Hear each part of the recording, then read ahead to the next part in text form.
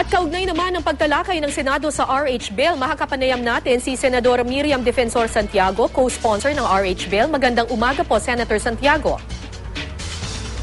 Senator Santiago? Okay, babalikan natin mamaya si Senator Miriam Defensor Santiago. Pumasa na sa second reading sa Kamara ang Reproductive Health Bill habang mamaya naman ito isasalang sa second reading sa Senado. Alamin ang prosesong pagdaraanan ng isang panukala bago maging ganap na batas sa News to Go ni Athena Imperial. Dumadaan sa mahabang proseso ang isang panukala bago maging batas. Nagsisimula ito sa isang mungkahi na manggagaling sa Pangulo, ahensya ng gobyerno, pribadong individual, interest group o mga mismong mambabatas.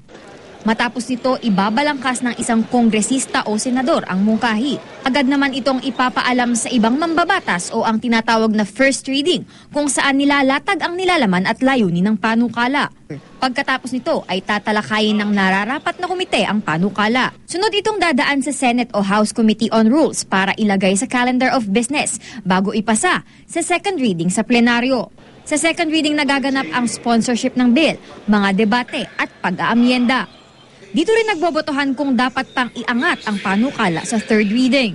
Sa third reading muling binabasa ang naging resulta ng pag-aamyenda mula sa second reading. Sa puntong ito, hindi na pwedeng baguhin pa ang mga probisyon nito at muling magbobotohan sa pamamagitan ng roll call vote. Kapag mas marami ang bumoto kontra sa panukala, dito magtatapos ang talakayan at ilalagay na ito sa archives.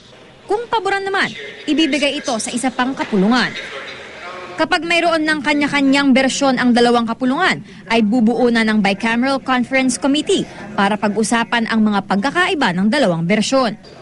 Sa kaso ng RH Bill ay mayroon ng kanya-kanyang bersyon ng Senado at Kamara. Kapag nagkasundo ang miyembro ng Bicameral Conference Committee, saka ito ibibigay sa Pangulo. Maaari itong aprubahan ng Pangulo at magiging ganap na batas 15 araw matapos ilathala sa mga pahayagan. Kapag tinanggihan ng Pangulo ang panukala, ibabalik ito sa originating house. Maaaring tanggapin ng Senado o Kongreso ang pagtanggi ng Pangulo o sumailalim sa override o botohan kung saan kailangan ng 2/3 ng boto ng Senado at Kamara para maging ganap na batas.